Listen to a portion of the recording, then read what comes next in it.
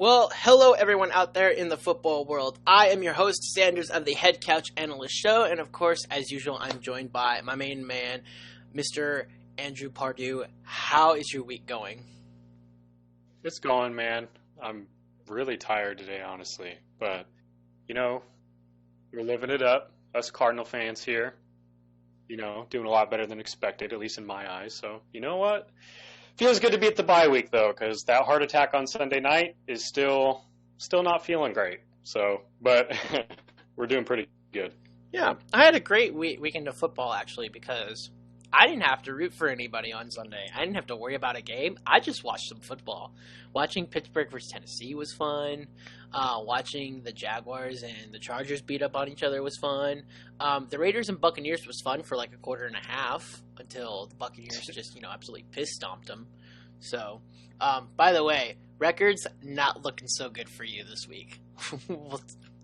We'll talk about that when we get to the picks, though. So, you were catching up, and now it's kind of going back, my friend. So, anyways, we have a special guest with us today, trying to adhere to our head couch part of our show, doing some amateur analysis. We've got local Cardinals fan Tristan with us. Tristan, how are you doing today? I'm doing good, man. I'm tired. I've been working on a project for the past 3 nights, but other than that, it's been good. Still recovering from Sunday. Cool. We're happy to have you with us. Just so you guys know, he'll be with us the whole episode, and he'll just be commenting on some things that we talk about. But before he comments on things we're talking about, because we have him as a guest on today, and he is a Cardinals fan, and Pardue is a Cardinals fan, and the Cardinals just won one of the biggest games they've won in quite a few years on Sunday night. We're to the chagrin of our fans, as we like to call it. Sometimes it's just a Cardinals podcast, and for the next 15 minutes, that's what it's going to be. So I'm actually, as the host, just going to step to the side, maybe comment when I see some things, but for the most part, I'm going to let these two talk about what they think of the status of the Cardinals team and whatnot. Take it away, Pardue. So, first things first, this game was just insane. And I mean, what else do we expect from a Seattle and Cardinals game, especially in prime time? It seems like always something crazy is happening. But in terms of the Cardinals and their franchise moving forward, coming into this year, I tried to keep my I expected the Cardinals to be a good team this year. I did. But I wanted to keep my expectations low so I could really fully enjoy it. And that's what I've done. Coming into this year, I still viewed this team as a team that was in transition, a team that was still trying to find its identity and still trying to learn who they were and have a young second-year quarterback and head coach that are still trying to find their way in the league. After Sunday night, I no longer think this is a team in transition, and now I don't think they've arrived yet, but this team found their identity. This team knows who they are now, and they just got the biggest win in the Cliff Kingsbury and Kyler era. And this momentum is going to be huge for the Cardinals moving forward. Go ahead. No, I agree with you. I came in with very low expectations. I was thinking maybe 500 or a game over. I still think we could finish there. But that win gave me a lot of confidence in this team, especially for the future. Mm-hmm. In terms, I just want to hit a few points because obviously we don't want to spend the entire podcast on the Cardinals, although we definitely could, but we don't want to torture Sanders. That being said, I just want to talk about Kyler for a moment. And I know a lot of us were on the MVP train. I don't want to talk about MVP too much because we're going to do a segment on that next week.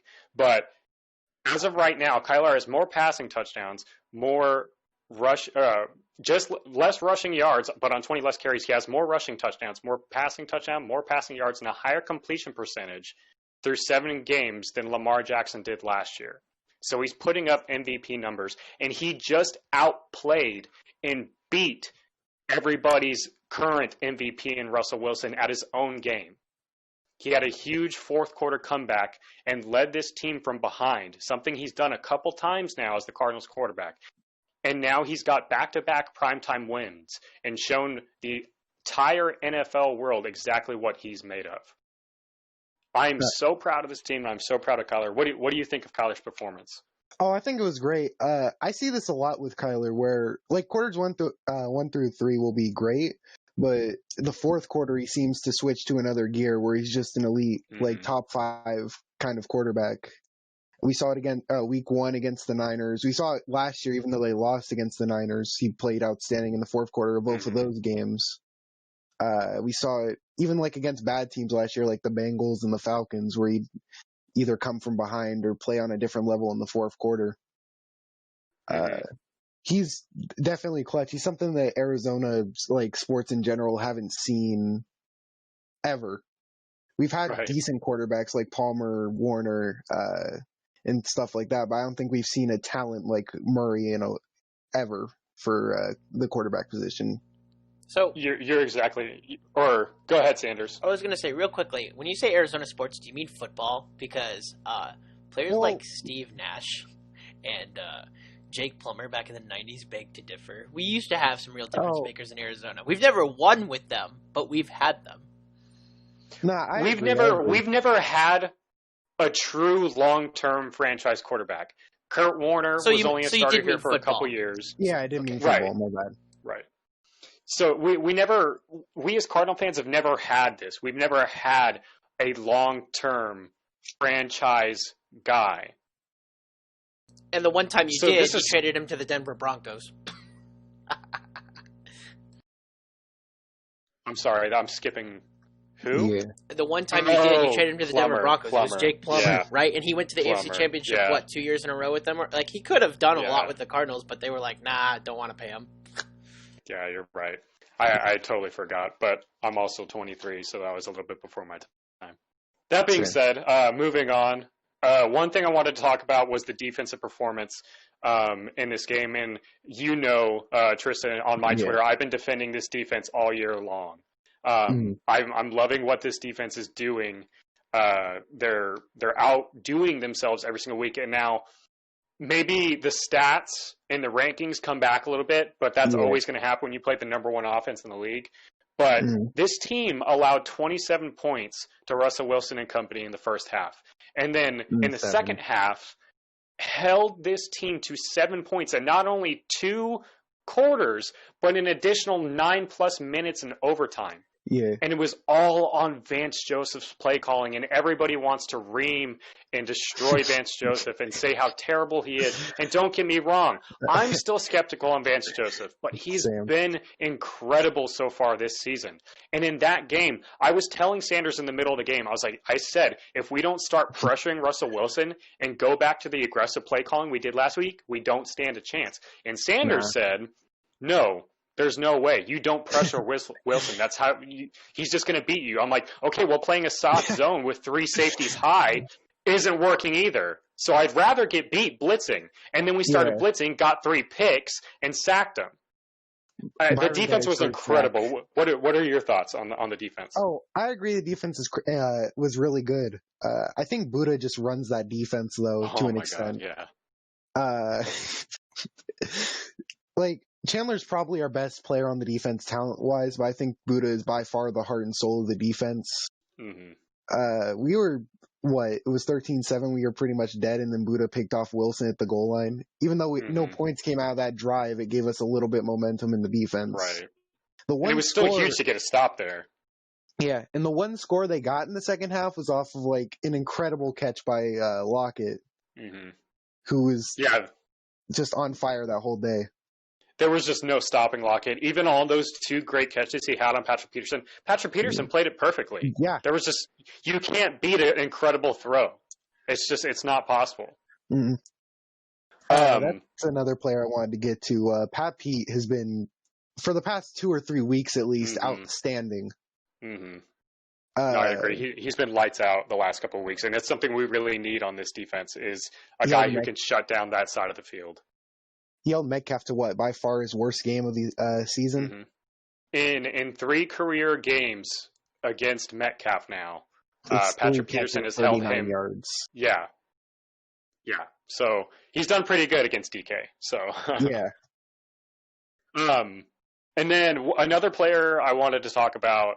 I think he finally had his breakout moment, and I think especially when you're a young guy and things aren't quite going as well as you think they should be, and you're the number 8 pick, and things aren't going well, you kind of just need that moment where you can have that and say, okay, I can play in this league. And Isaiah Simmons had that moment in this game where he picked off Russell Wilson to set up the game-winning field goal.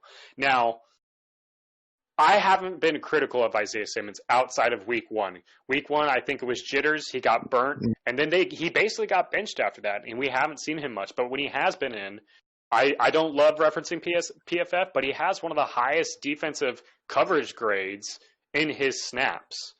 Yeah. So I've always kind of believed since the beginning of the season that I didn't really think we were going to start seeing more of Isaiah until after the bye week. And now with Devondre Campbell seemingly taking a couple steps back to the performances he was putting on early on in the season, I think we're going to start seeing a lot more Simmons, especially in obvious pass situations, because his coverage since week 1 has been incredible. And I think when you set up that play to win a huge game like that, that was just incredible for the rookie. Nah, I agree. A play that's not talked about much anymore that really sold me on Simmons was Carolina. He was put out there, and Carolina's offense got flustered into a false start. He was pulled like right afterwards, but that sold me on like Simmons wanting to play, or just that he had a fire in him that he wanted to play. No, I thought that was big too, and it wasn't the first time it happened either. Nah. Do you have any other thoughts on Simmons? Nah, I think he'll get way more playing time over the next few weeks. Don't know how much. Hopefully way more than like 5 defensive snaps. I think he had 6. Yeah. But I hope to see like at least up to like 20 or 30 and just keep easing him into the lineup, because he definitely could be a future piece. Because our defense is very young. Like, we have, 3 players in the secondary? They're 23 and younger. And then we have Simmons. So, yeah, he could be... Yeah, just this team all year, all the way around, offensively and defensively, is super, super young. And it starts with our head coach, too. So it's kind of just the personality of this team. And speaking of our head coach, just the last thing I wanted to hit, and I know you were more critical of this than I was during the game, so I'm going to have you kind of take over on this one, and then I'll say my piece at the end. But what did you think of the Cliff's play calling throughout? It had ups and downs. Like you could see that he was a second-year coach. I don't think calling the timeout was a bad move on Zane Gonzalez, but I don't think he should have brought back the kicking team out there right afterwards, because it was still second down. You could have ran up with Edmonds, who had 100 yards receiving and like 50-something yards rushing when Drake went down, and then tried to kick it again. Because Seattle, for whatever reason, was not trying to ice the kicker. Well, I think the reason they did that is because at that point, they, just in case if they got the ball back there, they would want to save their timeouts. Yeah. That was just my thought. I thought they would have tried to ice the kicker too, but I get it because you only have 2 timeouts in overtime to hang on to them. They didn't do that in regulation, though, either when Zane kicked. They had like a timeout or 2 left. They didn't use either one. Yeah, you're right. I actually do remember that as well. I think I like screenplay calling, but I don't think the team sells them enough. I know Hopkins was doing too much, but calling a wide receiver screen on 2nd and 19 against like the second to last undefeated team in the league, I don't think that's a smart idea. And then triple stacking with Daniels wasn't Kingsbury's fault that Daniels couldn't block, but I get fed up when Cliff runs way too many screens, especially if Hopkins, who's probably the best one-on-one wide receiver in the league. No, I wholeheartedly agree there. I don't mind screens situationally, but when you're doing them when it's already second and long, you're just going to end up setting yourself further behind the sticks. And they've been doing it all seasons, and teams are picking up on it. So they're just going to continue to be unsuccessful until they break that habit. That being said, man, this team needs Max Williams back to get Daniels off of his blocking assignments, man, because it's been bad. In terms of the Cliff play Daniels calling, almost lost us the game. Oh yeah, he was awful. The drop pass on like the first play from scrimmage, and then not blocking on one of the screens, and we had momentum on one drive, and Drake got like 9 yards off a Wildcat, and then was called back for holding on him. All that being said, I thought Clip's play calling for the most part was all right. Obviously, he's still got some ways to go. He's halfway through his second season. I think Sean Kugler's really helped him grow as a play caller, and I think he's starting to realize more and more once again this season that he needs to rely more on the running game, because this is a running football team. Like, oh, everybody wants to say it's the air raid this, it's the air raid that. No, we're a running football team. Other than that, I thought it was an incredible win. I'm super thankful it's for the bye week because I could use a break. Just the first time I've ever been grateful for a bye week. But I'm really looking forward to the rest of the season. And it'll be an interesting matchups against Tua and Kyler in a couple weeks. Do you have any other thoughts on the Cardinals win, Sanders? My only takeaway, really, other than things you weren't going to cover, I wanted to actually talk about something on Seattle's side. Okay, first of all, I've tossed this back and forth in my head for a while about I hate rankings. I really do. I don't like them. I don't ever pay attention to them usually. I know why they exist, and I know people like to see them. People like to see them because they like to criticize them normally. Because that's all you ever see on rankings is criticism, right? You can never make a perfect rankings. Someone's gonna bitch, right? But I'm not totally sure the Seahawks moved at all for me from their loss.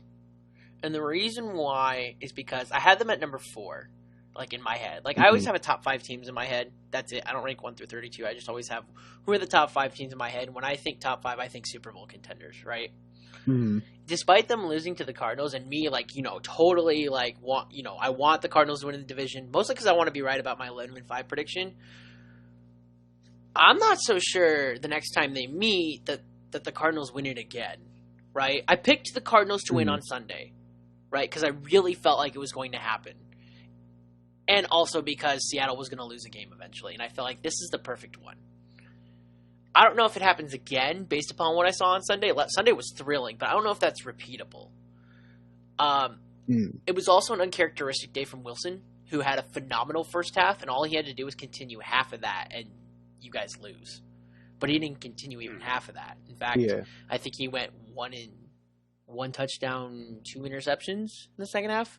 It just the first and second half were night and day. And the third thing is I feel really bad for Kirkpatrick because he was asked as an injured player to cover a receiver who's easily a number 1 receiver on a bad team and a number 2 receiver on another good team. I feel really bad for him. He was asked as an injured player to cover Tyler Lockett, and I think that was a little irresponsible on the staff. On the other hand, who's going to cover it? Byron Murphy? Probably not. So I felt... to be fair, Byron Murphy's been our best corner this year. He covered CD last game? Mm-hmm. Yeah, but he's been our best corner this year and has the lowest completion percentage against him. Yeah, but CD's still considered the number 3. So you're still having Byron Murphy cover their number 3 is kind of the point. I like Byron Murphy, but I don't think he was stopping Tyler Lockett that day either. You know what I mean? I think it would be better than playing an injured player on Tyler Lockett. And that's no knock to Dre. I think he's been decent at times this year. But I think Murphy would have been way better. And if you put Patrick Peterson on him, well, then you're asking Kirkpatrick or Murphy to cover Metcalf, and I'm sorry, DK. That's just not happening, right? So, and DK was having a monstrous year. I mean, I think this was his first bad game, if I remember correctly. So, I just want my only comments were I felt really bad for Kirkpatrick because it was kind of a damned if you do, damned if you don't scenario, and then. That the Seahawks as a team, I don't think move away from my number 4 and number 5 spot. I think they're still in my top 5 in my Super Bowl contention teams as of right now. I do not think this loss moved the needle. The win moved the needle for the Cardinals up, obviously, right? I think everyone considered them a middle of the pack team, and by middle of the pack I mean top 16, and now they're arguably. But not arguably. They should be in everyone's top 12 at minimum. Top 12. Yeah, they should be in your playoff spots. Because when I think about rankings, I feel like rankings should be your top 12 should be who are the playoff teams right now, right? And that there's no question to me in my head right now that they are in that conversation. So, I just wanted to more get on like the Seahawks side of it because it was a very uncharacteristic day from Wilson. I don't think the Carson injury mattered that much because Carlos Hyde filled in pretty well.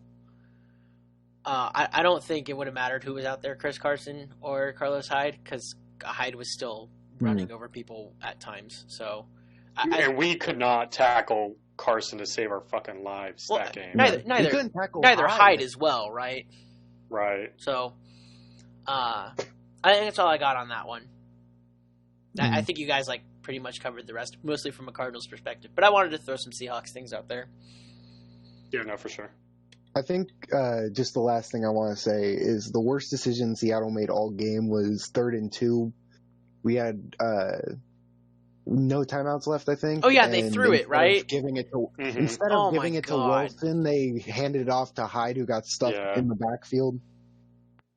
I feel like you got to give it to Wilson on that play because he can easily get 2 yards or 3 yards. And Wilson was running all over you guys that night. Yeah.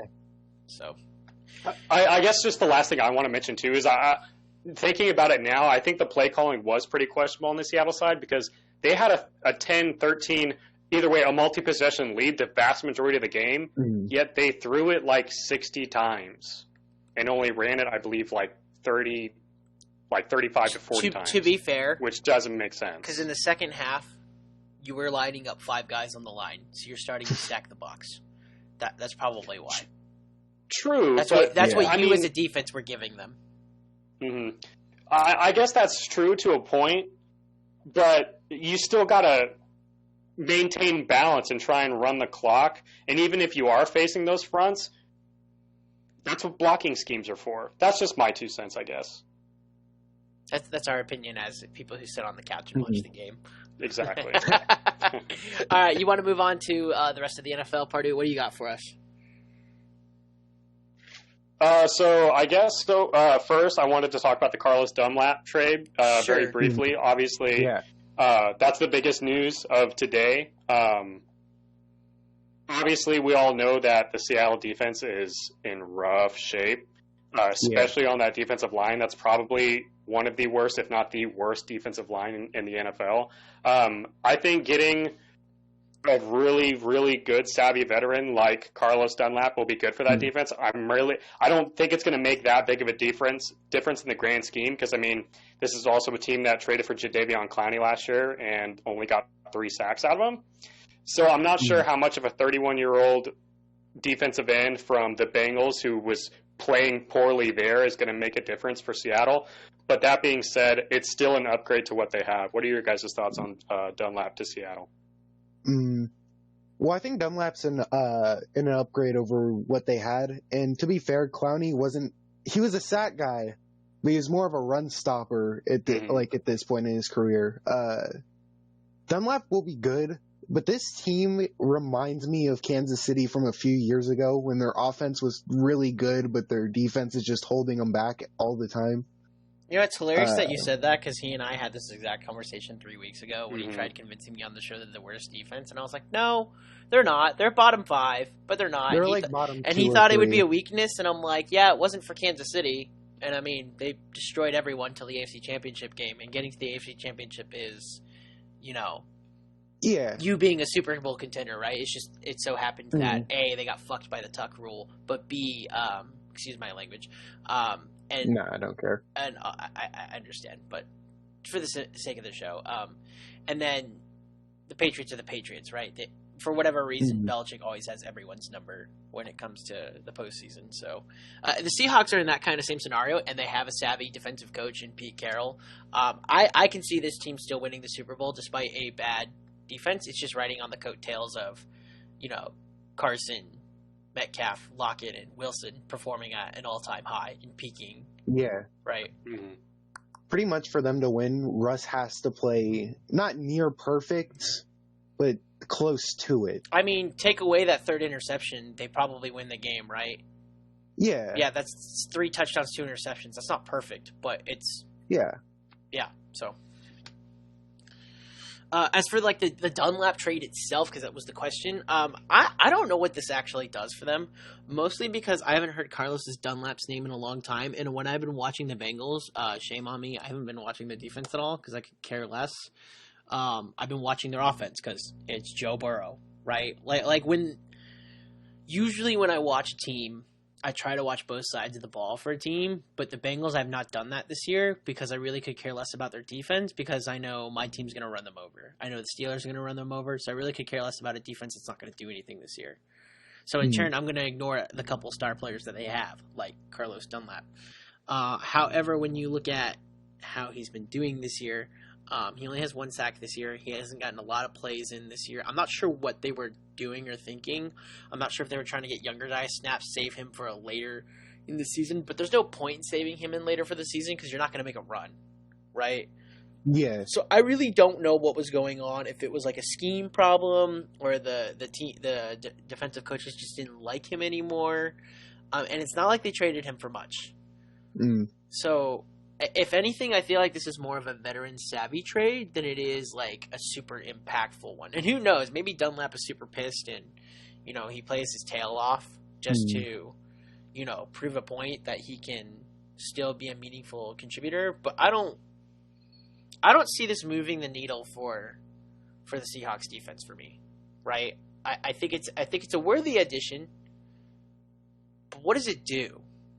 That's what I thought to myself. What does this do? Whenever a trade happens for a team, I think to myself, what does this do? Like, when the Ravens traded for Ngakoue, I was like, they got a pure pass rusher, which is what they've needed for the last 2 years. Boom. Good.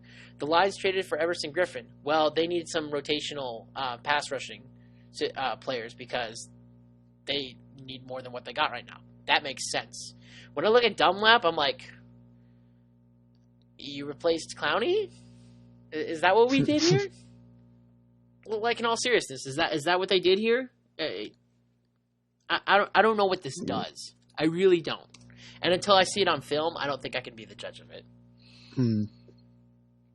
I think the problem with Dunlap, I think he was very disinterested in playing with a team that they could be good in the future, but he's 30, 31 now, and he doesn't have time to rot away on a team that's rebuilding.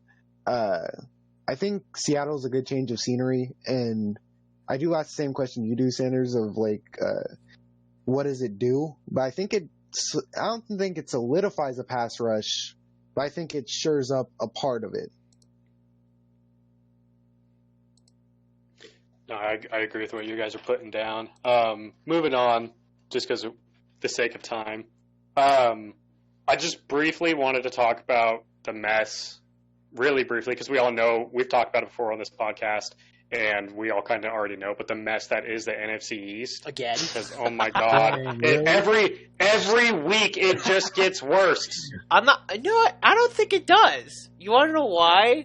Because I think it got better this week. I understand the best 2 teams only have 2 wins, but the Giants were put in their place, the Cowboys were put in their place, and Washington has beaten the Eagles once, and the Eagles are 2-4-1. It's going to be between those 2, I feel, at this point. I'm actually confident in saying that. It's going to be between. It makes me want to throw up in my mouth. Yeah, I understand that, but at least there's clarity, I feel, after 7 weeks, right? Because the first 7 weeks, it was like, well, who wins this division? We really don't know.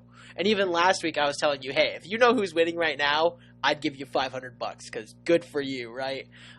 This week, I'm like, yeah, it's the Eagles or Washington because Cowboys are done. They're done, right? Yeah. Signed, sealed, delivered. See you later. The Giants. I'm sorry to Joe Judge. I'm actually really liking Joe Judge's coaching style in game. He doesn't have the roster for it though. So Danny Dismal. Yeah, Danny Dismal, right? They need to draft the quarter. It doesn't fix everything, but Danny sucks. So it's not good. I'm optimistic about the Giants' future, not this year, right? So I would sell my stock on the Giants. I'm pretty sold on Philadelphia or Washington winning this division at the moment. And you might ask yourself, well, why isn't it just Philly? They have an actual starting quarterback, right?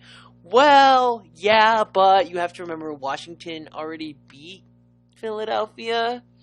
So they currently have the tiebreaker, and if Washington so chance does it again, then they win the division. So you got to be careful about saying Philly's going to win it for sure, because the one team that is going to chase them in this division already owns a tiebreaker. The fact that one of these teams is going to be able to host a playoff game is just it's awful. Oh, no, dude, Yeah. this is the year. If 2008 wasn't the year with Seattle, this needs to be the year that they say, hey, we need to change these rules.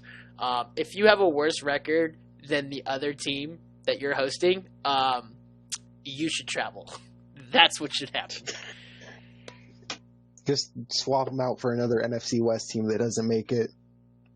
I'm saying, just give them their title and say, screw them just for this year, man, because no team in that division deserves to make the playoffs. It is what it is.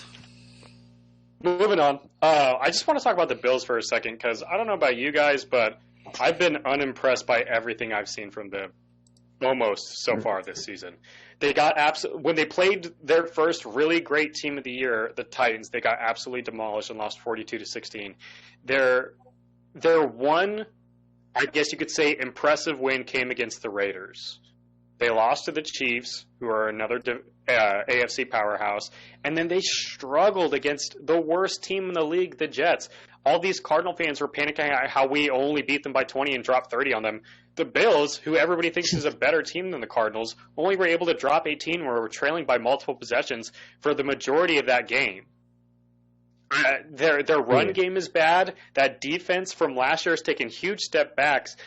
And the only thing that's worth anything on that offense is Stephon Diggs and Josh Allen. And I'll give it to Josh Allen. He has taken incredible steps forward. And I've always been of the opinion that you can't fix accuracy. Maybe it can improve a little bit over time due to scheming, but you can't fix an accurate quarterback. And he's starting to prove me wrong. That being said, the entire team around him as a whole compared to last year is taking huge step backs. The run game's been bad. The defense has taken a major step back compared to what they were doing last year. And I don't view them as they're a playoff team. But I see a first-round exit when I see the Bills team right now. What do you guys think? Can I be devil's advocate for a second? Because I'm buying what you're selling right now, right? But, of course, when you buy something, you still have some questions when you buy, right? I understand it's the Jets, and I back in week 1, Pardue, I started the whole I'm never picking the Jets because Adam Gase is their coach meme, and that still remains true to today. But despite the fact it's the Jets, you do realize they allowed 4 yards in the second half, right? 4. 2 grown-ass men on the field. They allowed 4 yards. Oh, jeez. The Jets had 4 yards of offense. The defense literally shut them down. Not even like, oh, yeah, they shut them down, then they scored. No. They just didn't move the ball. Okay, well, that's what you should be doing to the Jets. Okay, why didn't you do that? So here's my point. So I'm buying what you're selling because I think offensively they have regressed within the last couple of weeks. They didn't score against Kansas City. They didn't score against the Titans. I'm 100% with you there. And the defense had a get-right game here, right? But can you do it again? It's a team better than the Jets. I don't know, and I won't say that they can at the moment because I texted you. I think it was after week 3.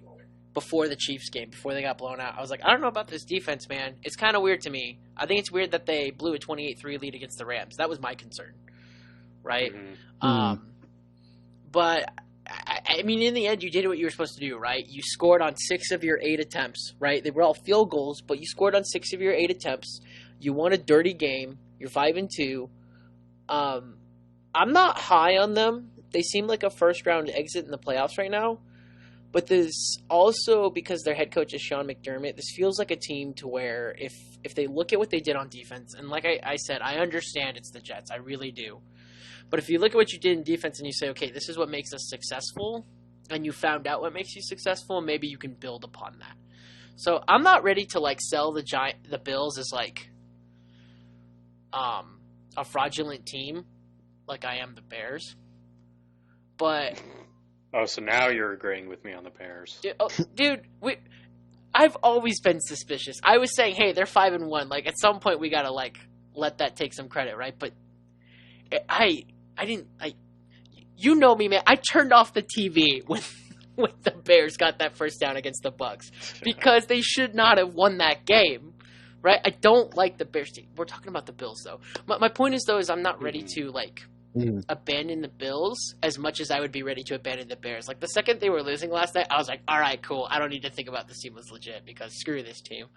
Whereas the Bills, on the other hand, I'm not ready to abandon them, if that makes sense.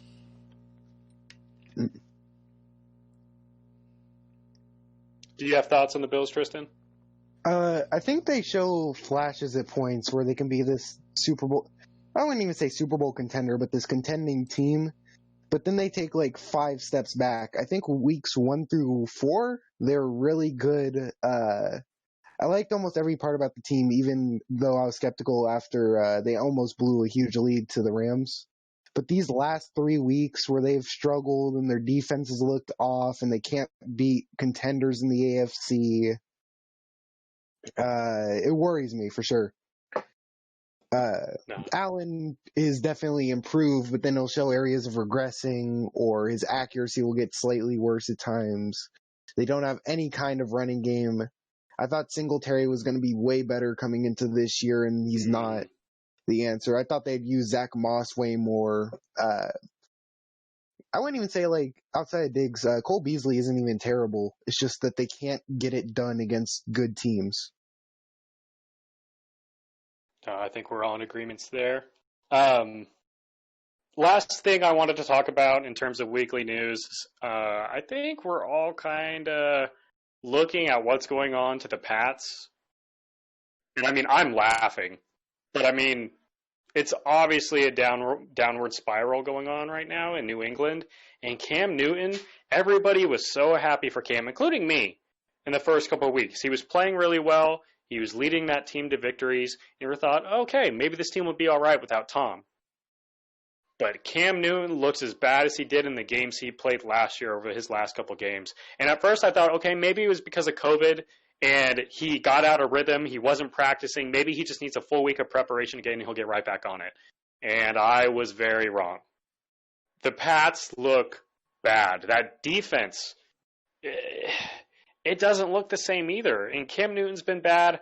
They have no legitimate weapons on offense. Nobody to help Cam.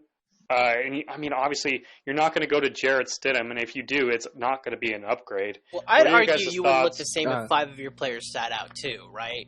They had the most players sit out for COVID, and they were all like star players. It wasn't just Joe Schmo from like I remember when like 2 Ravens players sat out. I'm like, oh, practice squad players, all right, whatever, right? No, it was like Patrick Chung, and like who was Hightower? Yes, Hightower. That's it. Yeah, big players that matter, right? So, I mean, maybe we should have seen this coming, right? I mean, I think we were kind of enamored by Newton coming back at first, but now that, like, the games have actually started coming out, it's like, oh, yeah, what we said might happen is happening now, because it just makes sense that when you lose 5 starters, you shouldn't be playing as well as last year. Yeah, I'd agree. That division right now, I think it's pretty... It's obviously between the Dolphins at this point and the Bills.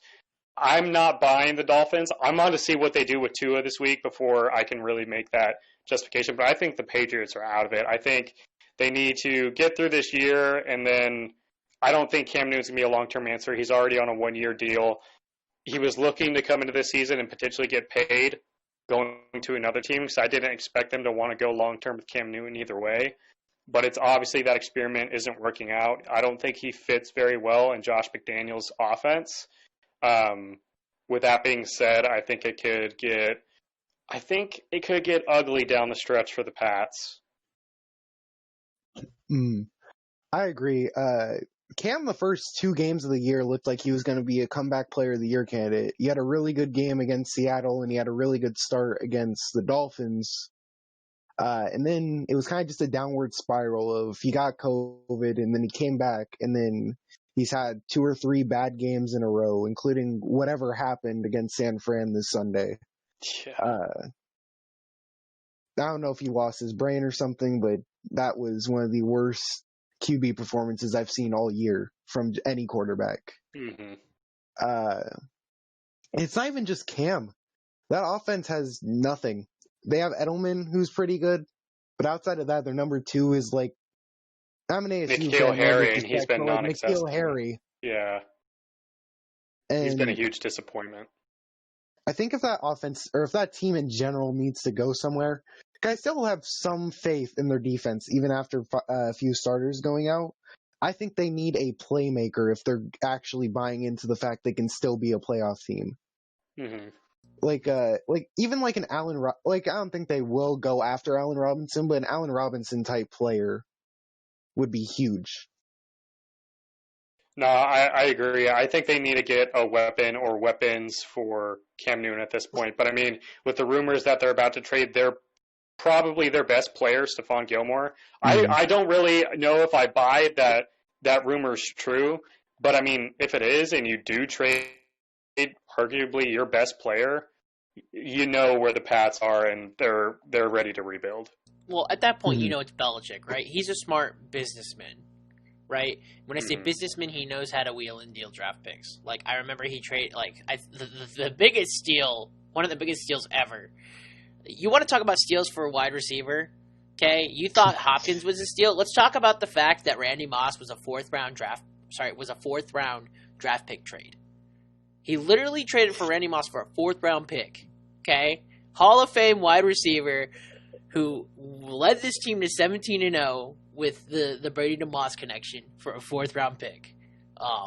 Okay, I think at that point though, he went from the Vikings to somewhere else. He went to the Raiders, and he wasn't doing well with the Raiders. But who the hell does well with the Raiders? Any production. Well, that was when the Raiders were still at least somewhat passable as a team. 2006. 2006, they may have been terrible actually, but they were early 2-14. Jeez, never mind. I'm wrong. I was about to say, I don't think so. And 2005, they were 3-13. So, my point is, okay, never mind. I'll be wrong on that. My point is that this was when Norv Turner was their head coach. My point is that, yeah, it was a long time ago. You're not going to succeed as a wide receiver, right? You could be an elite wide receiver. You're not going to succeed on a bad team more often than not. You can, but it's probably not going to happen. Then when you get traded to the Patriots for a 4th round, basically Belichick said, hey, this guy is still elite and no one knows it because he's on a bad team. I'm going to trade him for a 4th round pick and rob them of this elite talent and then show the rest of the world that he's still elite, which is exactly what the Patriots did. And then you know what he did when he was done with Randy Moss and his attitude? Traded him away for a 4th round pick. So it was free. It was free. He got Randy Moss for free, okay? That's what's stupid about it. So what I'm saying is that Bill Belichick has always been a good businessman, right? And even when he trades away players that he doesn't want to pay, like Chandler Jones or, who did he trade to the Browns? Oh, man, it's slipping my mind. Yeah, I think I know the name. It's just not coming to my head. Man. Jamie Collins. Yes, Jamie Collins. Both those guys were phenomenal players when they were traded away, right? And Chandler Jones is still top 15 player in the NFL. He's gotten back draft capital for players that he knows he could get certain ones, right? I don't think he's trading away Gilmore unless he gets at minimum like a 2nd and a 4th. Something like that, maybe a 2nd and a 5th. I can't see any team in the NFL trading a 1st round pick for a 30-year-old cornerback, right? Right. Because when you're buying from Belichick, you really have to beware. And I know you guys are Cardinals fans, so you're like, what do you mean? It's easy. We got Chandler Jones. But look at other teams that have traded with the Patriots and tell me they've had the same luck. Like, did Jamie Collins work out for the Browns? No. Nah. Right? In fact, Jamie Collins went back to the Patriots. And then he started succeeding with the Patriots again. So it's always a buyer beware thing from the Patriots. I'm not sure I buy the narrative that they're selling him. And if they are, I'm telling you right now, it's for at minimum a second-round pick with another pick. If he doesn't get that, he's not trading Gilmore. Maybe he'll cut him later, but he's not trading him unless he can get what Belichick feels is the value for Gilmore in his current state. Yeah, this is a classic example of just Belichick playing chess and the rest of the league playing checkers, honestly. Outside of maybe the Chandler Jones move, every other move he's made has been perfect. I mean, he's had some misses. Like I won't. He's had misses, but like he still gets back on those somehow. Usually, yeah. As for like the total status of the Patriots, I mean, if you ask me, like, I don't think they're winning this division. I think the only two teams who really have a shot at it are the Dolphins and the Bills at the moment. But that's just me.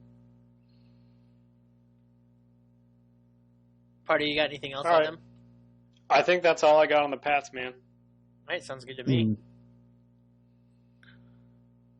Do you are you like done with all your stuff? Because I got one thing I want us to talk about. What's that? I would really like to talk about the NFC South for a second. Okay. So let's look at the teams for a second. So Falcons. Let's not. Oh, by the way, clip of the year. It just came out. Matt Ryan was mic'd up for that final drive, and he literally told Todd Gurley to his face, "Don't score, okay? We don't score here. We get the first down. We win the game." Literally, what was said in the pregame huddle. And I feel bad for Gurley because I know he was trying not to score, right? But he ran too far. He should have let himself get tackled on that by the second Lion. But he scored, and then the Lions came. Anyway, so the Falcons are a disaster. Dan Quinn or not, they're a disaster. Let's talk about the Panthers, the Saints, and the Buccaneers. You don't have to say the Buccaneers are the best team in the NFL right now, but if someone said to you they were, could you really argue against it? Because I could see them beating the Steelers. Yes. I can see why. I can see them beating the Buccaneers. Sorry, I can see them beating the Steelers. I can see them beating the Seahawks. They already beat the Packers, and they play the Chiefs next week. So we'll find that answer out next week. Look, man, I like the Buccaneers, but I'm not taking anybody to beat the Steelers right now. I'm not.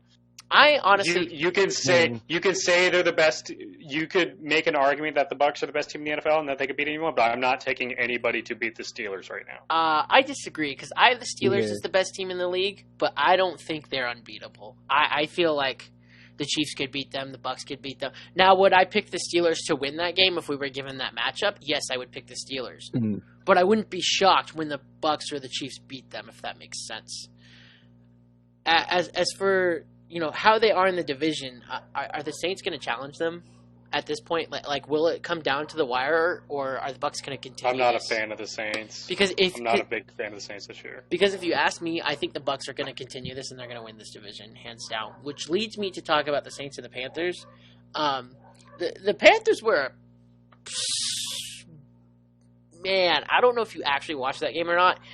The Panthers were a heartbreaker away from winning this game in New Orleans.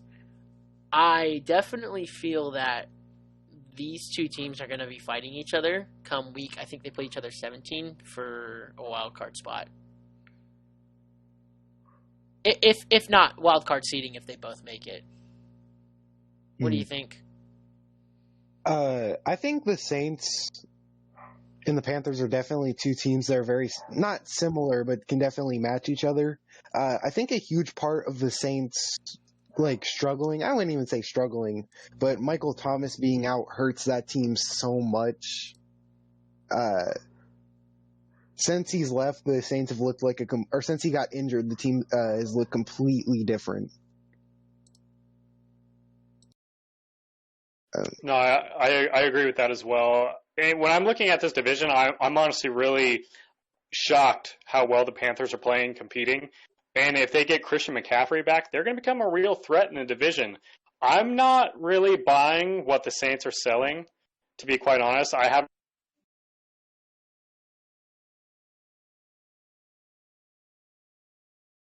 Nah, he cut out on us No. for a second. No worries. That happens. Aye. So,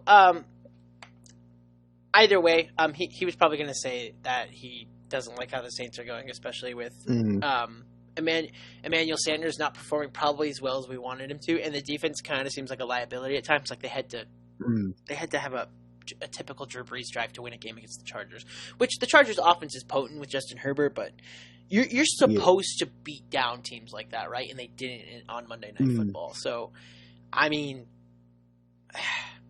I had a bold prediction last week, and it was that the Panthers would be second seed and that the Saints would make the playoffs as a third seed. I have this Panthers team doing better than the Saints, and that's kind of my takeaway from the division. Is if I had to predict the division winners after this week, I would say it's Bucks, Panthers, Saints, and Falcons. But I feel like a lot of Saints fans would get really angry at me for that.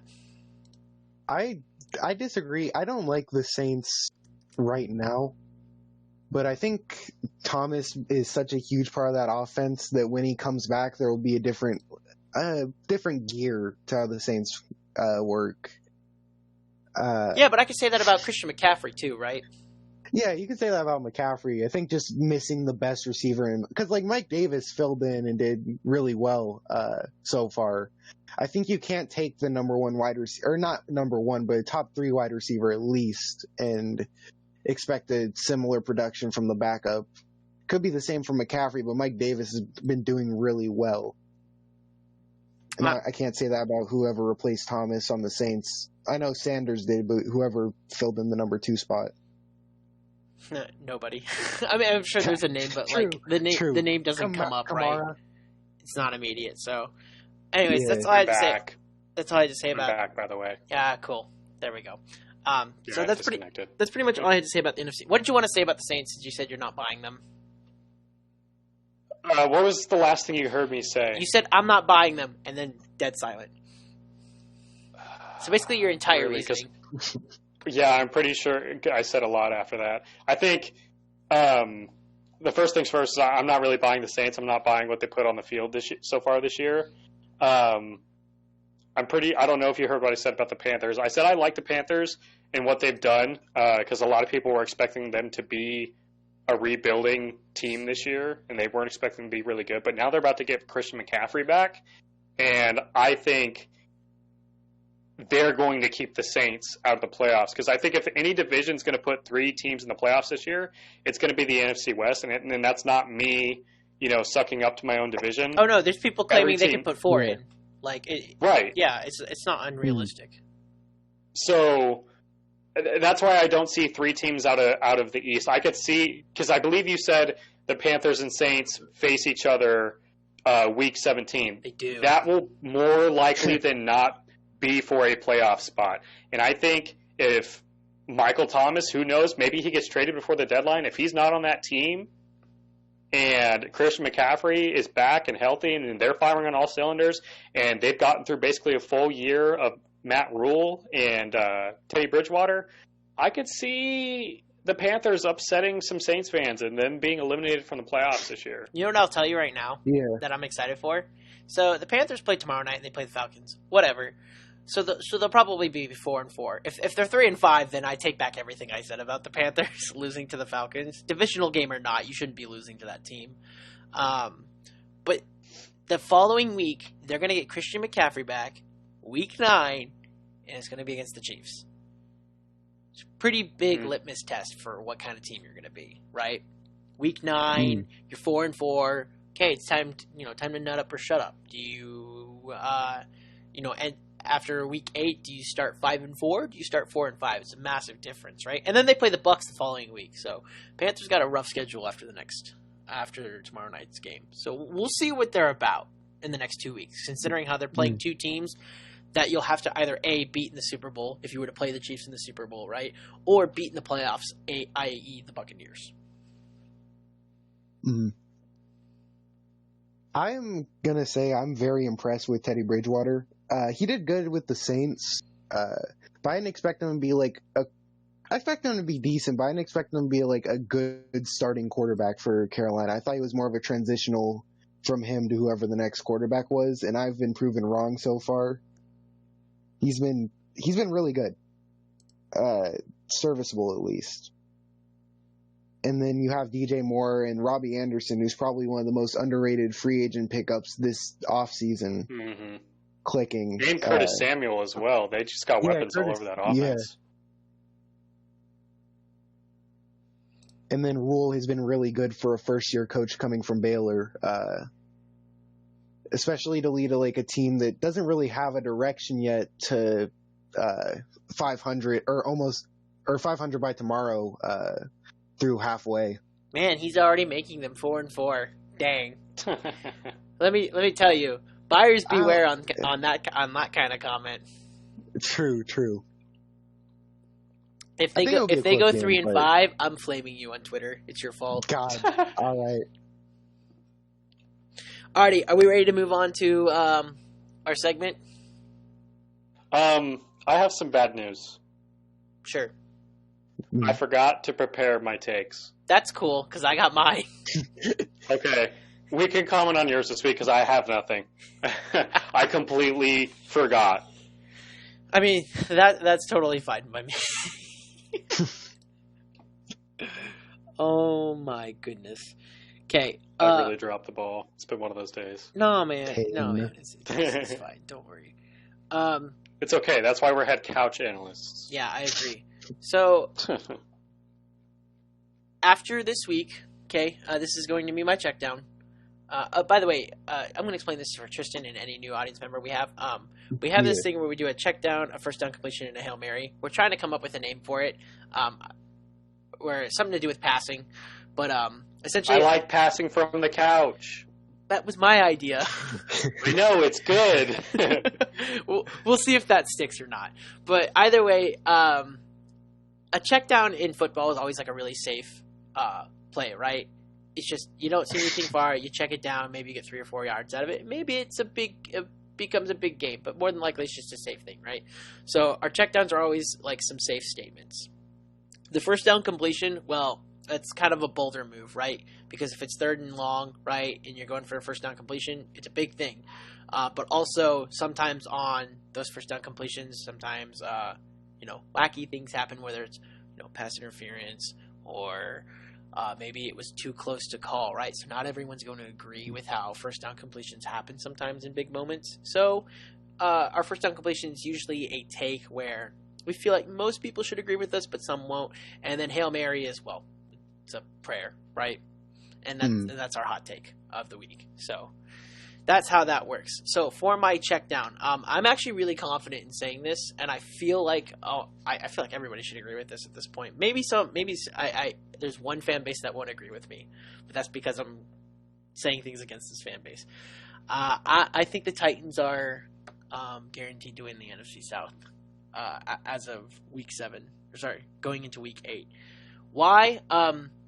They had a lot of adversity. They had a lot of stupidity with COVID, and then they came out and they won against the Bills. They railed them, right? And their only loss was to a Steelers team who, frankly, this is the reason I think the Steelers are beatable. I think the Steelers are lucky that they got away with their win in some ways. Janikowski should have tied this game, right? Whoever wins, I really don't know. I don't know who wins, right? I can't say for sure. But Gostkowski missed the kick. And he probably should have made it. And this game probably would have continued on. So, and the reason why that was happening was because the Titans were really rolling along. And they were playing shutdown football on defense in the second half. And they were, despite being behind, still feeding Henry. And Tannehill was making some really clutch throws. And A.J. Brown was making some great catches as well. Mm-hmm. I'm confident in saying they're winning the NFC South guaranteed because the Texans are bad, the Jaguars are bad, and frankly, I'm picking the Titans every time they play the Colts at this point, honestly, if you ask me. So, to me, it's a guarantee they win the AFC South. What do you guys think? Yeah, I'd agree as well. I also really like the Colts and what they've done. I'm not sure that they have quite the offense to keep up with the Titans. I love what the Titans are doing.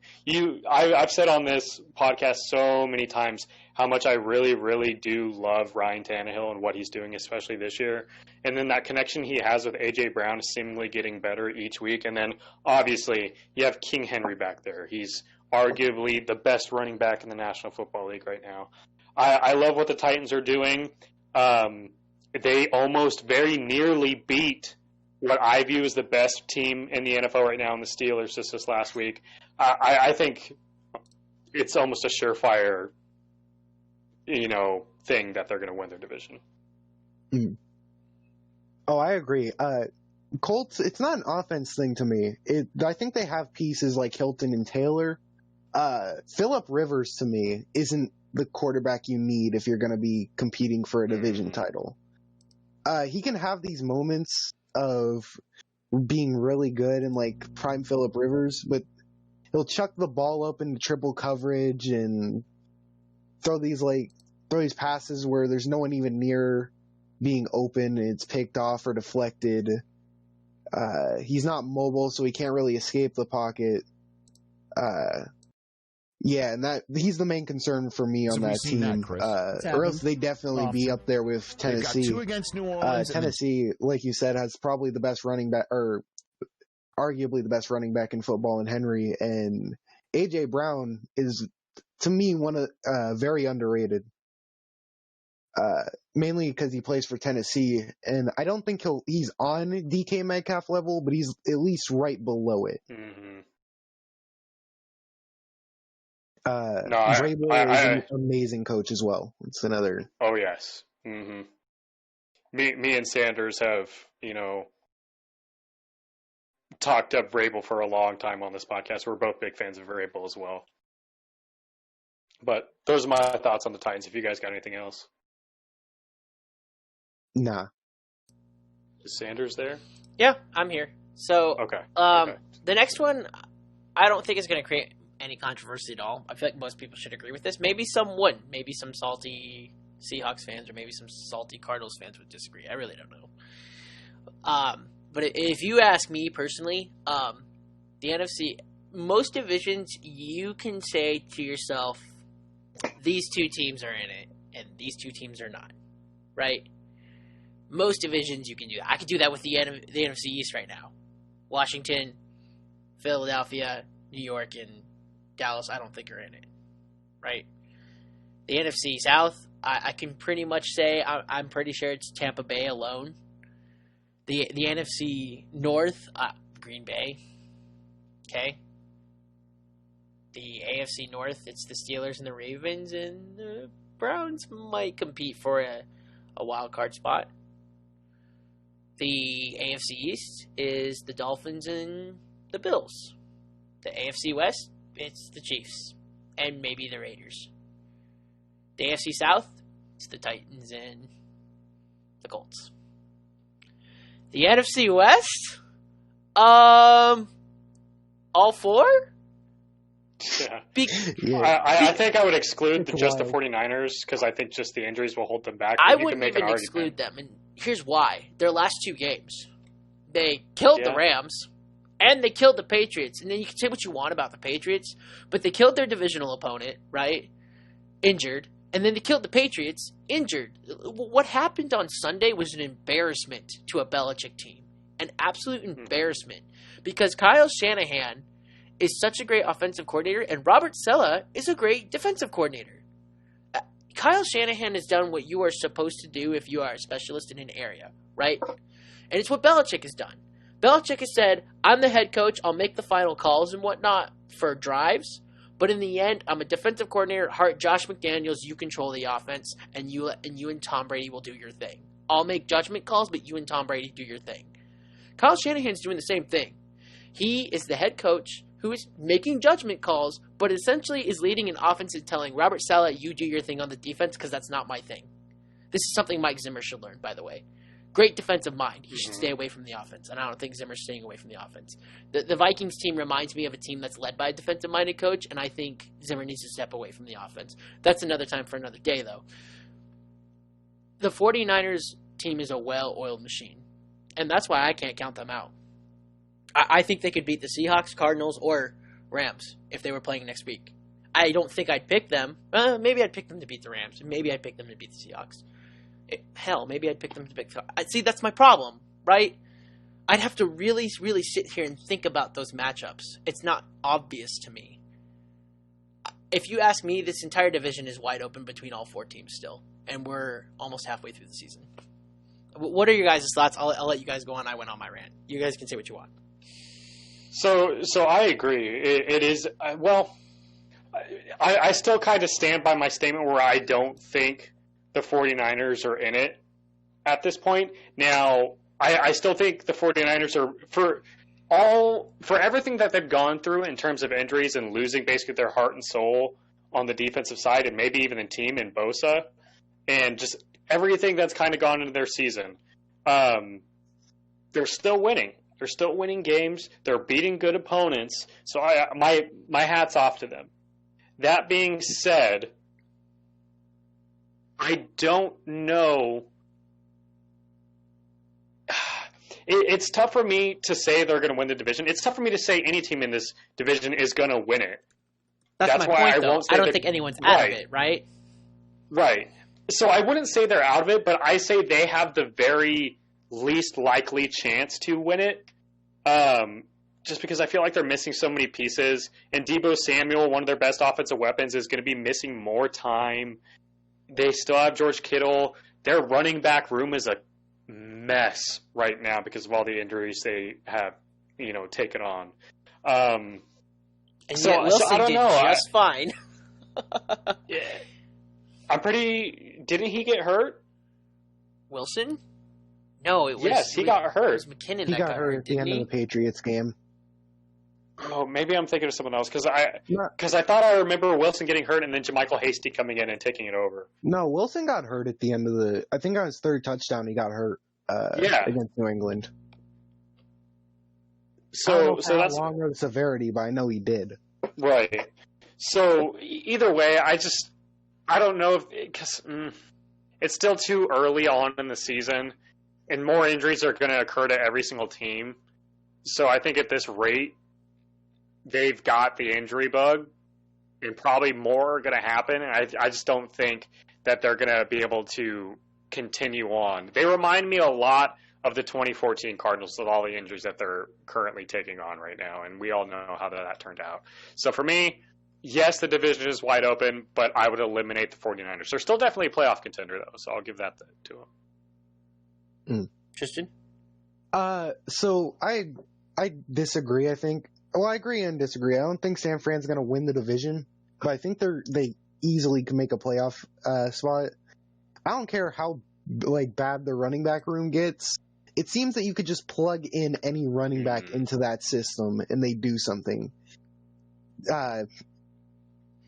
McKinnon did well. Wilson did well. Mostert was arguably playing like a top 5 back before he went down. Hasty's probably going to be decent. You could pick a random one off the street and they'd probably be decent. Throw me in, coach. I got this. Kittle's still probably the best tight end in football, and Jimmy Garoppolo, for as much as people in the division joke around about him, I actually don't think he's a bad QB. He's definitely really good in certain spots. And that defense, unsung heroes are coming in from that defense. Verrett, he was injured for his first few years of his career, and he comes in for the Niners. He's making plays. You still have some decent players on the line. You have a Defensive Player of the Year candidate in Fred Warner on that in the linebacking core.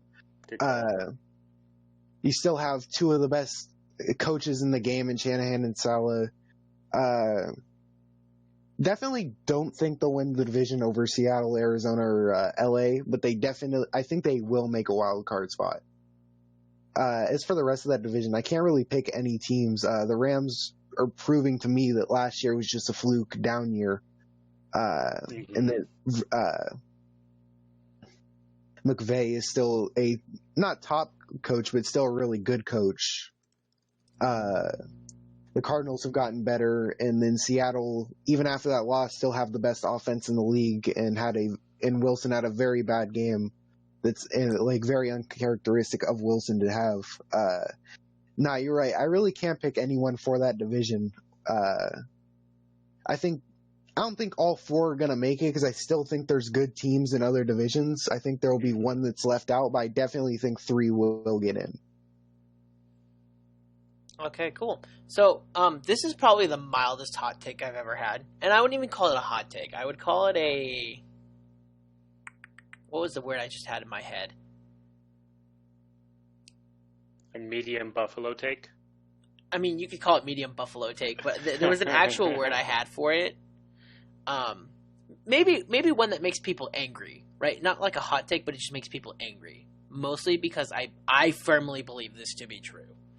Okay? I'm guaranteeing, and making guarantees is a terrible idea in Week 7. But I look at the entirety of the field of the NFC, and I'm very, very confident in saying that I guarantee you the Bears don't even make the playoffs with 7 seeds. Whoa! Okay. So, I don't know how much you've listened to previous episodes, Tristan, but I've been on the Bears' ass all season long. Pardon my French. But I do not believe in this team whatsoever. Even after they beat the Bucs, that offense is so disgustingly terrible. And it doesn't matter what they do. Their running game is so predictable. They have good weapons in Jimmy Graham and Allen Robinson, but you don't have a consistent enough quarterback to get them the ball. It's just so bad. And that defense is incredible. Hats off to that defense for trying to carry that team. But I said it earlier today, and I'm stealing this from the great Ron Wolfley. Defense provides morale, and offense provides hope. And this team has no hope. That's my take on the Bears. I'm not 100% sure I'm ready to say they're not going to make the playoffs. I mean, it's an extremely, especially this still early on, it's a very, very blurry playoff picture in the NFC, or just throughout the NFL right now. It's super blurry. There's a lot of really good contending teams right now. Okay, so let me ask you. It's going to be... Sorry, hold on. Go ahead. Let me ask you this, and I'll let you finish your thought after I've asked you this, okay? Let's just eliminate the Packers, okay? Let's say they win their division. Pick the Seahawks, Cardinals, Rams. I could care less who you're going to pick, right? Just eliminate one of those options, okay? Because they're going to win a division. Let's eliminate the Bucs. And who gives a shit about the NFC East? You are asking the Bears by the end of the season. Let's just assume Seattle wins it. Okay, they're still on top right now. Let's just assume they win it. You're asking the Bears to do better than the Cardinals.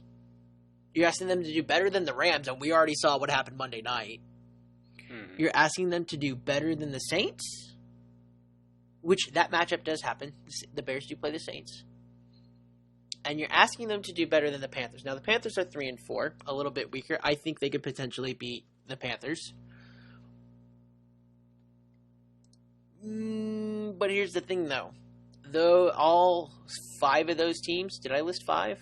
Let me count them. 1, 2, 3, 4. Okay, it'd be 5th if we included the 49ers. But there's 4 teams, okay? 4 teams in 3 wild card spots. Are you really telling me? Sorry. There's 4 teams they have to play against. There's 5 teams total we're considering here, in 3 wild card spots. Are you really telling me of those 5 teams, the Bears are top 3? Are you telling me they're better than the Cardinals and the Rams? Are you telling me that they're better than the Saints? I don't think so. Now look, Sanders, I agree with what you're saying, and I kind of buy it. I'm not so sure. I'm not positive the Bears make the playoffs, and I don't remember exactly the number of what it is now, but I know like their point differential coming into this game against the Rams was like 13, and that usually means historically that down the line and further into the schedule there's going to be regression, but they still have wins. They're still going to win more games on their schedule, and we'll see how many, but you already have 5. And we're not even halfway through the season yet. Okay, so I think it's pretty fair to say that they at least end up with 9. Okay, so they play the Saints this week. Let's see. Who are they going to beat on their schedule? Okay, so they play the Saints this week and the Titans next week. Okay. They play the Vikings. Okay, maybe I'll give that one to you, right? They play the Packers. No. They play the Lions. I'm not so sure about that one. Texans. Okay, I'll give it to you. They'll probably split 1-1 with the Vikings, so I'll give that to one to you. They probably beat the Jaguars. So I've got what? 1, 2, 3? That's 3 so far. Okay. Tell me the others that are guaranteed. Packers twice. Saints. And they could still definitely beat the Lions, man. I see still them finishing with 8 to 9 wins. So let's say they finish 8 to 9 wins, right? Okay, the only team that they actually beat in tiebreakers, if you do 8 to 9 wins right now, is the Panthers. And they would beat the Saints if they beat the Saints this week. But if the Saints win this week, they lose the tiebreaker to the Saints. And they would lose. We've seen this. You know what, Sanders? Hold on. You're so high on the Bucks, and we saw this Bears team beat the Bucks. So why are we automatically assuming that they stand no chance against the Packers, Saints, and the Titans? I'm not saying because I wouldn't pick them to win those games. You know how much I hate the Bears, but because it's funny. You've been telling me not to discredit them, and now I'm telling you not to completely discredit them. Well, that's why it's a hot take, right? But here's what I'm concerned about. Okay. I was very pissed at that Bucs-Bears game. If you ask me, I don't even want to count that game, first of all. I was just pissed. And then they beat the Panthers, and I was like, all right. But here's my issue. Monday night was an embarrassment. That's my issue. And this Bears defense that's really good held the Rams for a long time. Long time to 10 points. And then finally they got worn out because their offense couldn't do anything. And so what did the Rams do? They scored 2 more touchdowns, sealed it 24-10. If you look at matchups with the Packers, which, by the way, the Packers defense, nothing to laugh at. So even if the offense struggled, this Packers defense will keep the Bears offense in check. And if anything, the same thing happens with the Rams, right? The Bears defense keeps the Packers in check, keeps the Packers in check, keeps the Packers in check. Ah, shit, the fourth quarter came around. Bears defense is tired. Here come Aaron Rodgers and Devontae Adams and Aaron Jones. I could say the same thing about a Vikings-Bears clash. I could say the same thing about a Bears-Titans clash. I can't really say the same thing about a Saints-Bears clash, which happens this week, but I think you get what I'm getting at, right? The formula for the Bears to win is they need to be defensively dominant and stay defensively dominant. They're playing some really potent offenses the rest of their schedule. That's my issue. What I was going to say about go ahead, Tristan. My bad. What I was going to say about the Bucks game, the Bucks probably played their worst football all year. And I'm not going to discredit the Bears completely for that win, but the Bucks beat themselves that whole game. Missed timely penalties, Brady not knowing the down. That was the worst form we've seen the Bucks all year, and the Bears had to pull a miracle to win that game. If the Bucks were playing the Bears, say the way they played Vegas or the Packers, I don't think it'd be close. I think the Bears would have got destroyed in those matchups. I get the NFL's in any given Sunday league, but that game, the Bucks played so horrendous and still only lost by 1. It gave me hope in the Bears a little bit, but then I saw what happened Monday, and then seeing they have really nothing on offense besides Robinson and Graham being a decent weapon, but nothing really at QB. I just can't. I could see them making the playoffs, but I can't see them going anywhere. Right. I don't view this Bears team as a contender. You know, I don't like this Bears team, but I also can't discredit 5 wins in 7 weeks.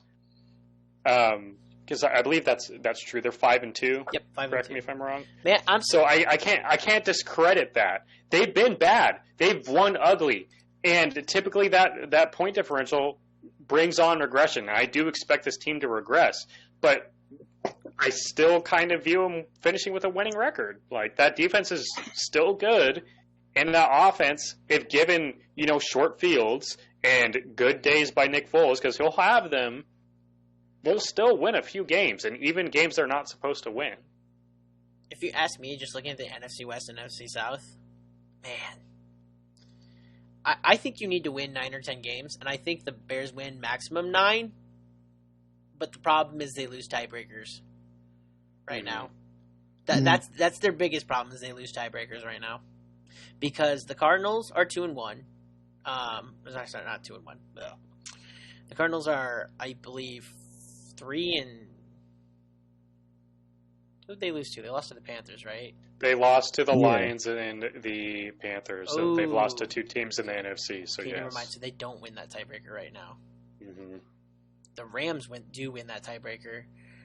Yes. They beat the Panthers in that tiebreaker because of the head-to-head, and I guess spoiler on my pick, I'm picking the Saints to win this weekend, so I feel like the Saints win that tiebreaker as well. So the only tiebreaker they have is over the Cardinals right now, but that was probably going to change by the end of the season. It's not so much about the Bears. Like I can bash on the Bears all I want, but it's not so much about them. It's more about the shape of the NFC. The rest of the field, right? If you ask me to take the Bears the rest of the field, I'm taking the rest of the field. That's essentially what I'm saying.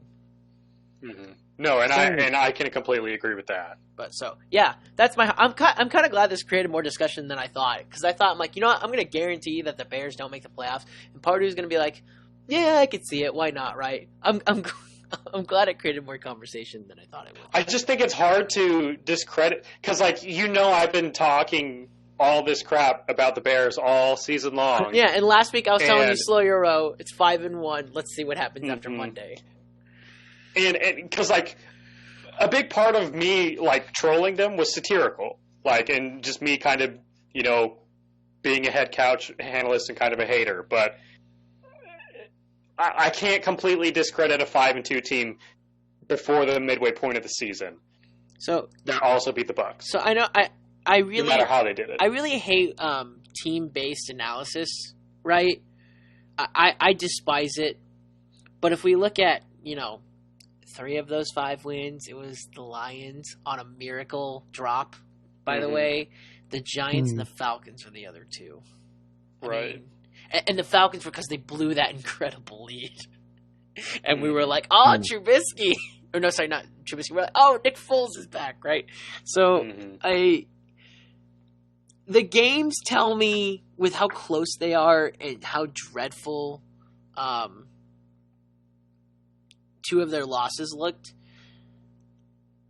I just can't get myself to believe they're gonna get these tiebreakers. I can't. I really can't. Yeah, I can buy that. If the NFC was weaker, like for example, if the NFC West didn't have 3 5-win teams, or the NFC South wasn't as competitive as it was, then I'd say, yeah, Bears got the 7th seed. But I'm not even sure that happens. They might miss the playoffs at 8-8 or 9-7 with a 7th seed, which is crazy to think about. Mm-hmm. We ready to get to our picks? Are you ready to move on to picks? Yes. Yes, sir. Cool. So real quickly, I went 11-3 last week, so that puts my record to 73-31-1. Pardue went 9-5 last week, so that puts him to 70-34-1. Yeah, dude, quit picking against me. It doesn't work out for you. It actually did last week. You got 1 more game above me last week. So, no, dude, that Falcons pick really got you, and the Raiders pick too. It's a good thing I didn't pick the Seahawks, because I almost did. Oh, dang, dude. I would have had a 4-game lead. So we're going to do these picks a little bit differently, because we got 3 of us, and I want all 3 of us to make our picks. So make this more bullet point. I'm going to say the matchup, okay? And I want you to give 1 reason you think they're going to win. Not an explanation, not a story, just 1 reason you think they're going to win. And that'll cover 3 reasons between us 3, and then we're going to move on. So that's how this segment's going to work. Yeah, that's cool. So we got Falcons-Panthers tomorrow. The Falcons are a disastrous mess, and the Panthers are a really competitive team. And I think after coming off what was a bad loss against the Saints, a heartbreaking loss, they will bounce back in this NFC South bout on Thursday Night Football. Tristan. I think just in general the Panthers have way more talent to win this game, but I do think it's going to be close, mainly because it's a divisional game. I do have Carolina winning by 4. Alrighty. For me, damn it, this one's actually kind of difficult, because the Falcons got to win at some point, right? Dude, they're terrible. They're actually bad. They blow so many leads. They blow it all Yeah, the time. and that's the thing, man. It's because like that's why you almost want to pick them. Is they're leading almost every game, and they just I don't know if it's the coaching, I don't know if it's the talent. It's probably a mixture of both, but I just don't trust this team with a lead. I'll go Panthers. All right, sounds good to me. So probably looking at the rest of the schedule real quickly before I say this. Probably game of the day. I mean, Seahawks-Niners will be good. Saints-Bears should probably be good, but probably the game of the day is Steelers and Ravens coming on Sunday.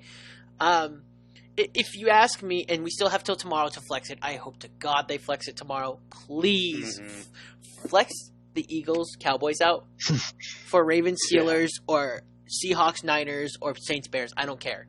Give me something that's not the Cowboys-Eagles for Sunday night. Either way, we're talking about the Steelers-Ravens here. As a Ravens fan, I gotta say, I don't think that the Ravens team is on point as like they should be. They have had a bye. They're coming off a bye. And John Harbaugh, I believe, only has one loss coming off a bye. So theoretically, they're at home. They have fans in the crowd. They're coming off a bye. They should win this game. But after watching the Steelers just shut down the Browns, a run-heavy team, I think they can do it again against the Ravens. And despite the fact Vegas is favoring the Ravens to win this game by 5.5 points, my coworker told me that they're going to show up the Steelers for the weaknesses they have. And I do agree the Steelers have weaknesses. I truly believe the Steelers can lose to any of the top 5 teams. They're not an unbeatable team. I don't think it's happening this week. I think the Steelers got the team to shut down the running game and say, hey, you better be able to throw against us, which with their receiver core right now, I don't think is going to happen. And Minka Fitzpatrick, and it's just a recipe for disaster, I think, for Baltimore. So Pittsburgh. I think this is the part of the season where Baltimore starts to really get into gear. I think the past 5 or 6 games have been a mirage of just trying to find a rhythm again. And I do think Lamar's going to have a really good day. I like the cornerbacks of the Ravens slightly more than the Steelers. I have Baltimore winning a close one. Yeah, when I'm looking at this game, I think the Steelers match up really well against this team, and the Ravens don't match up quite as well, and that's kind of where my point's going to be coming to. Here's where I think it might, make it close, though, is while the Steelers have a really good receiving core and they have really good weapons in Chase Claypool and Deontay Johnson and Juju Smith-Schuster, when you're looking at that Ravens defense, not only is that defensive line solid, but you got probably the best, arguably the best defensive back tandem in football, and Marlon Humphrey, who I absolutely love, and Marcus Peters. At the top right now, yeah. They're incredible. They're incredible together. They complement each other super well.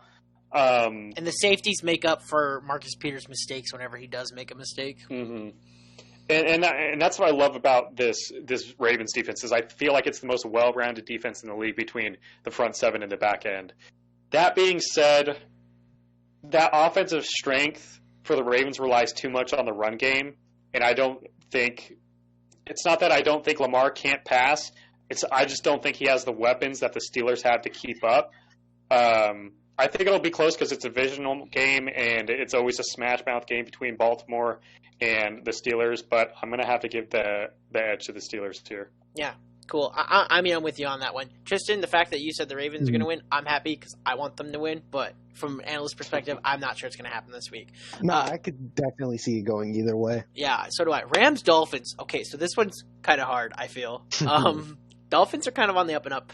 But I'm picking the Rams here because they had a really great, solid defensive performance against the Bears, and that's kind of how the Rams have been going this season. When they win, it's because they're having great, solid defensive performances. Albeit against bad offenses, but I really don't know what this Dolphins offense is going to provide with Tua. So I'm going to pick a known in a good defense versus an unknown in the offense, if that makes sense, right? I think Jared Goff will be fine. I don't think he'll be elite. I just think he'll be fine, and that's all they need to win this game. Tristan? I don't think this game will be close. I think the Rams will I think it'll be a blowout. I think the Rams will blow out Miami. I like Tua. I don't think you should throw him into the fire against arguably the best player in football. I don't know if he'll have a good or bad game, but I don't think he'll do enough to stay in it. I trust Goff more than Tua, like you just said, Sanders. But I don't know if Tua is going to be good being thrown into the fire against a top 3 or top 5 corner in Ramsey and the best defensive player in football, arguably the best player in football in Aaron Donald. So when I look at this matchup, it's actually one of the more intriguing matchups of the week to me.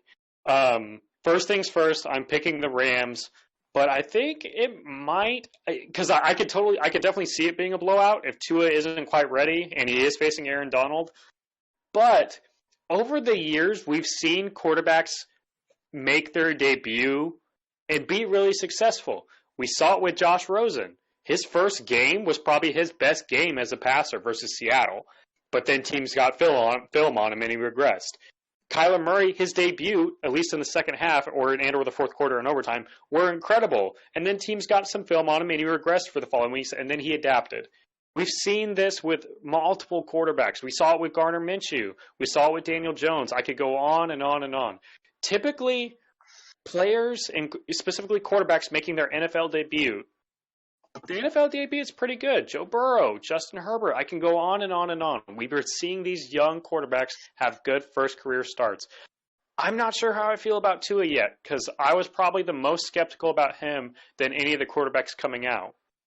I don't think it's right to do it against Aaron Donald in this game.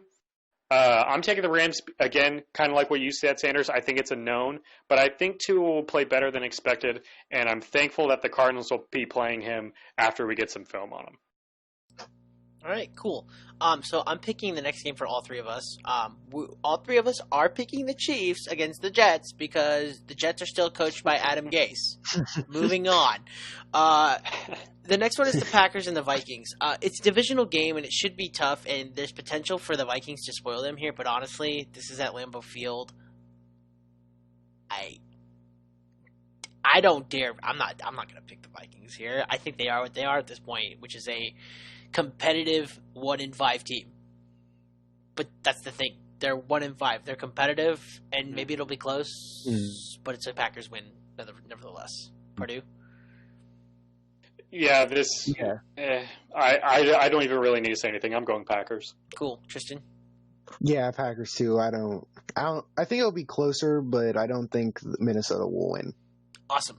So, Colts Lions coming up here. So, usually when I pick a team to win a couple games in a row and they win 2 in a row, I want to pick them a third time. I picked the Lions to win their last 2. I want to pick them this time, but I think that would be to a fault because they'd be placing a little too much faith in a team that I'm not sure I'm ready to put at 4-3 yet. And they're playing the Colts, who still have a stellar defense. Maybe they change my mind and the Lions go 4-3 here, and they expose the Colts a bit. And I'll start to believe in the Lions a little bit. Because I like the story they've got this year so far. On a technicality, they probably should be 4-2 if not for that DeAndre Swift drop. That's going to haunt them, actually, probably for the rest of the season. Maybe by the end of the season it will. But this Colts defense, I can't doubt just yet. I don't think it's been exposed. It may not be as good as the numbers say. Should be good enough to beat the Lions, right? Philip Rivers isn't going to throw in 4 interceptions, right? Colts? Tristan? I have the Colts, but I do think it will be very close. Just because I think the Lions' offense is way better than Indianapolis' offense. So I think it'll be close in that regard, but I still think Indiana pulls it out. For me, I think I'm actually going to go Lions. Oh, he's going to do it. I think he's going to do it. I'm going to do it. I'm going to go Lions. I think that offense is starting to come into its own. I'm really liking what DeAndre Swift is doing, and he's becoming more and more involved in that offense every single week. I don't really like that Colts offense, and the reason I'm picking the Lions here is I just think they have a little bit more firepower. Yes, I know the Colts have a very, very good defense, but the Lions got a lot of weapons, and people like to discredit Matthew Stafford, but he's a very, very good quarterback. Oh, yeah, I love and Stafford. I think just for that reason, I think I give the quarterback advantage to them. I give the weapons advantage to them. Their defense is good enough. I think the Lions find a way to pull it out. They just need to not blow it, basically. Yeah. Dude, you can catch me on here right now. I really liked picking the Lions last week against the Falcons. I like this Lions team. Despite the fact I really like them, I always fall into a trap of liking a team too much when maybe they don't deserve it. I want to see them win this game first before I'm like, yes, let's keep picking the Lions. So that's why I'm picking the Colts here. Next one is Raiders-Browns. Do you want to take this one, Pardue? Raiders-Browns. First things first, I just want to give some praise to Baker Mayfield. A lot of I like to make fun of Baker Mayfield, but I actually really like him as a quarterback, and I really like him as a guy. I know I've told you, Sanders, but Tristan, I've met Baker Mayfield before, and I've had a good conversation with him. I worked at Topgolf in Scottsdale, and that's where I met him. I was serving at the bar, and I look up, and I see a big old bushy beard, and I'm like, oh my God, that's Baker Mayfield. And we talked. It was really cool. He was a really nice guy.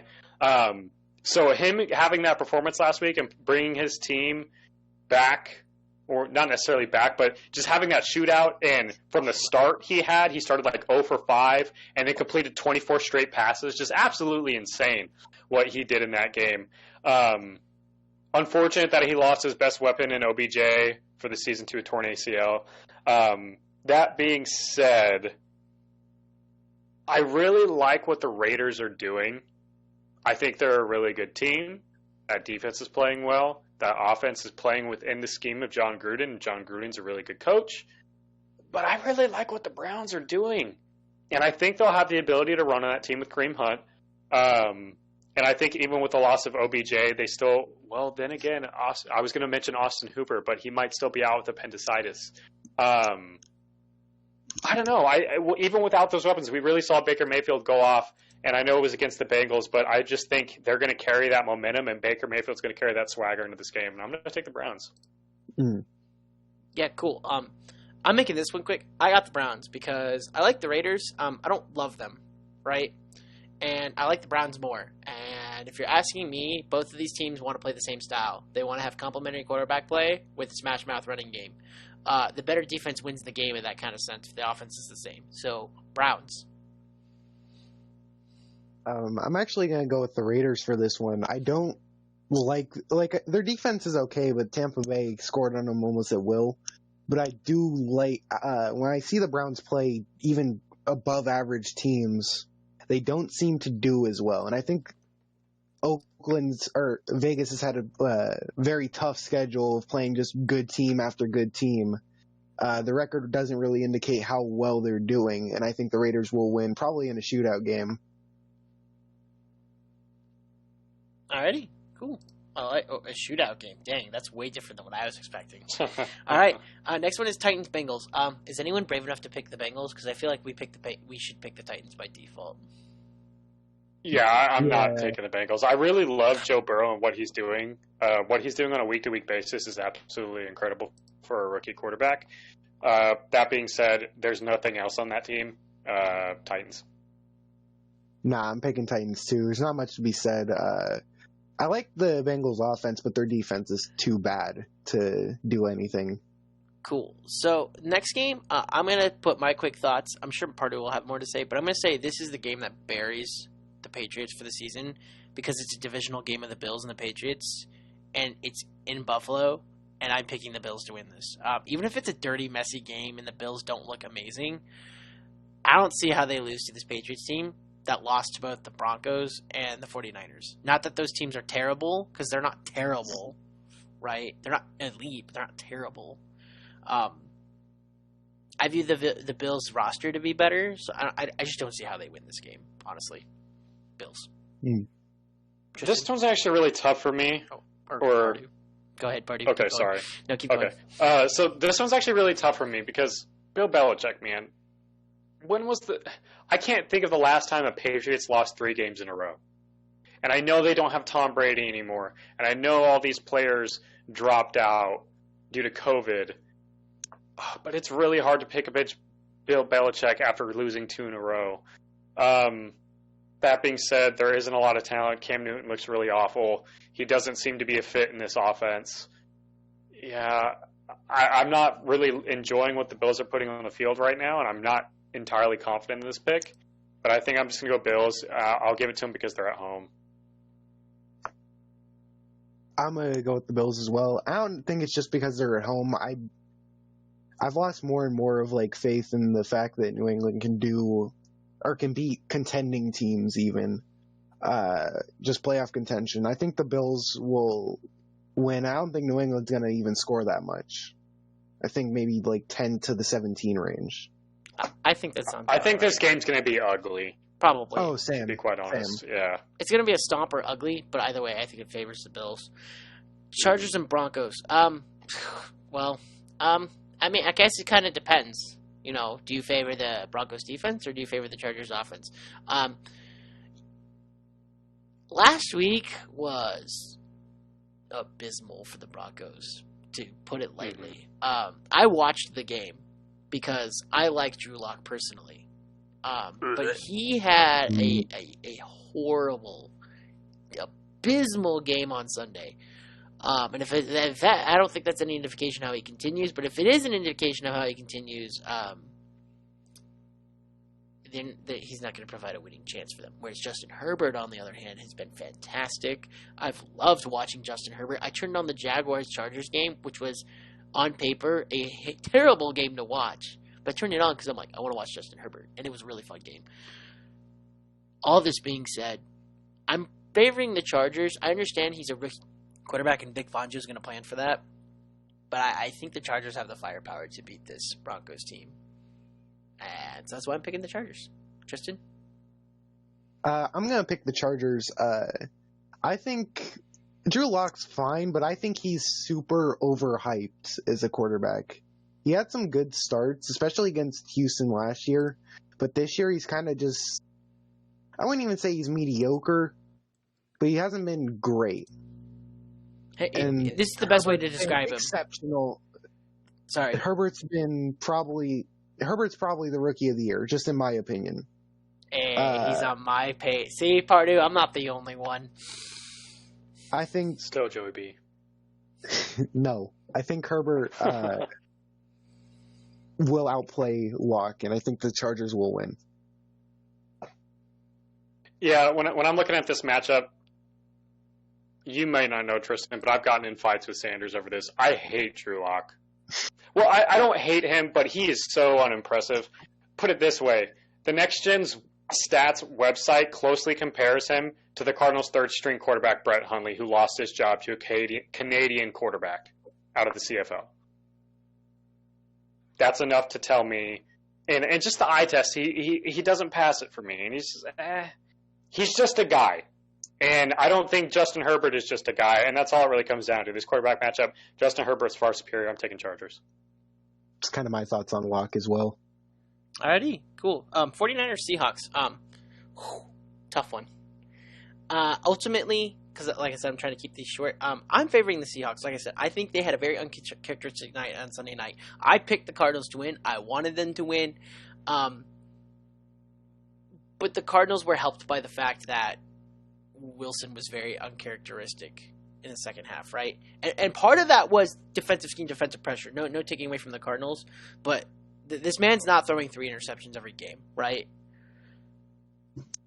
I think the 49ers defense can do the same thing to him, but ultimately you're asking this offense to keep up with the Seahawks offense. This reminds me of a game to where, 8 years ago, it was whichever defense was better, right? Because both defenses were elite. And now I feel like it's whoever's going to score more. And I feel like I trust Wilson to put up 30 points. I mean, that's going to be tough to do because this 49ers defense is tough. Yeah, Seahawks. I think they do it. I think they win this game. Pardue? So for me, honestly, this one's a really tough one too because that Seahawks defense is just god awful. And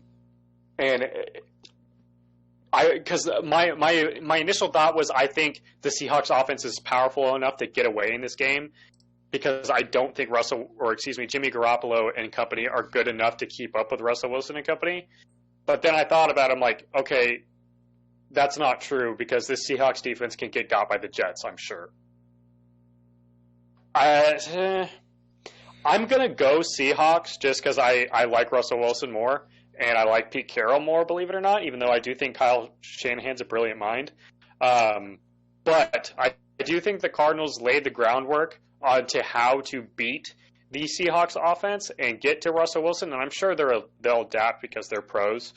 But I think it'll be really, really close. But I'm gonna take the Seahawks. Upset pick, Tristan? Yeah, actually. Okay. Cards take the lead in the division if that happens.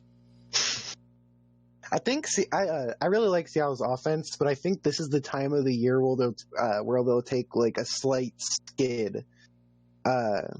Jamal Adams may be playing, and that could be a deciding factor in the game. I think San Fran has hit their stride though. They started off terrible, then they had a blowout loss to the Dolphins. That was their wake-up call, and they've been kind of smooth sailing since that game. They've won 2 straight, and I think they will beat Seattle. Very close game, though. All right, I like it. Cool. Saints Bears. So I actually anticipated Pardue to possibly pick the Bears here because I know he doesn't like the Saints offense, and that's kind of how you beat this team. But honestly, I think Sean Payton will have the game plan to beat the Bears here in the defense. Say what you want about like how the offense is working. They're making it work, right? And if making it work is all you need to do, that's all you need to do against a Bears team, in my opinion. It's just make it work. So that's why I'm picking the Saints. I think they've got the offensive game plan to beat the defense, which is the only way the Bears win this game. Tristan? Yeah, okay. Sorry, yeah, Pardue. I need to be better with my transitions. I was going back and forth. Tristan? No. I think it depends on Michael Thomas, like his health, to me. If Michael Thomas is playing, I do think New Orleans will win. But if he doesn't play, it will be way more difficult for that Saints offense to move on the Bears defense. I will credit Chicago for that. Their defense has been great this year. I will pick New Orleans off the premise that I think Thomas will play, though. For me,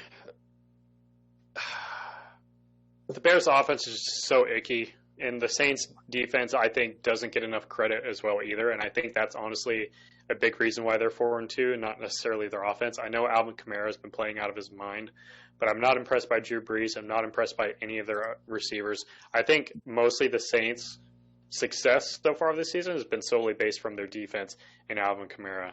That being said, dude, it's Nick Foles and Mitchell Trubisky, because I have a pretty strong feeling Mitchell Trubisky is going to find his way back into this game.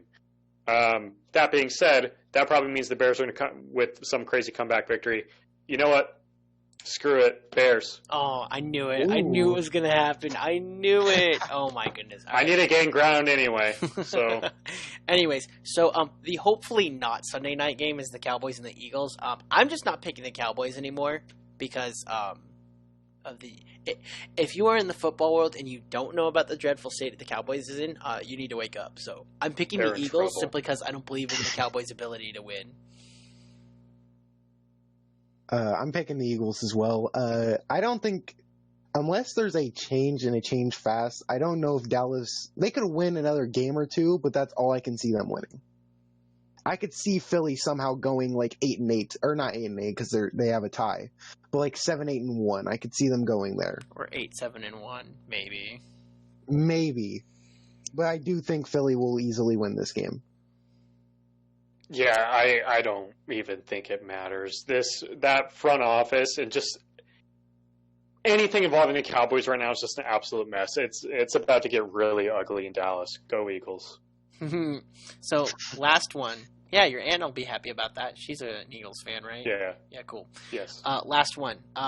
In the tradition of terrible Monday Night Football games, we got a stellar matchup of the Buccaneers and the Giants. Let's fucking go. Does anybody want to pick the Giants or make a case for the Giants? Or do we want to talk about why Tom Brady's going to throw for like another 4 or 5 touchdowns and increase his MVP case here? Nah, Tampa Bay's I'll winning. tell you right now, Tom Brady's going to get benched midway through the third quarter because they're up by 40. So, Bucks. Damn. W. That's a massive W right there. I love that one. Watch me be wrong. I'm going to clown myself so hard. I'll tell you what. I'm going to pull. I don't know if you know who he is, Jacob, but I'm going to pull a Johnny Football here. If I'm wrong, I'll delete my Twitter. I know Johnny Football, but he never deletes his Twitter when he's wrong. Well, the running joke is Sanders is back in when we drafted Kyler. He tweeted out, "Rosen's our quarterback. If we draft Kyler, I'll delete my Twitter." And he's still around, unfortunately, with his clown ass. Yeah, he is. So, anyway, go Bucks. That's pretty. Yeah, go Bucks on this one. So that's pretty much it from us. It was an hour and 50 minutes, which is pretty good for what we were doing for a 3-person thing. So, Tristan, thanks so much for coming in. By the way, loved your input. Thanks for having me on, man. Yeah, no worries. Yeah, no, I really appreciate it, Tristan. Thanks for coming on. It was good to have another voice on here. It's been a while. Mm. Cool. I know I messed up some parts, but I'm trying to get into this kind of stuff. Nah, no worry, man. You didn't really mess up anything. You did just fine. So you can follow the show, The Listener, at HC Analysts, the Head Couch Analysts. You can follow Pardue. His current name is Andrew P. Cards52, but it's also just HC AZ Pardue, right? Yes. Yep, 97. And then you can also follow Tristan over here at RedRiverBoat. Did I get that right? Yep. Nice job. So, yeah, thanks again for coming on to the show, Tristan. Thanks again to our listeners, whether it's your first time listening or you're coming back. Thanks so much. Don't forget to hit the subscribe button, follow the show. Whatnot, thank you so much for your support. And we will see you all next week. Have a good day to the football world.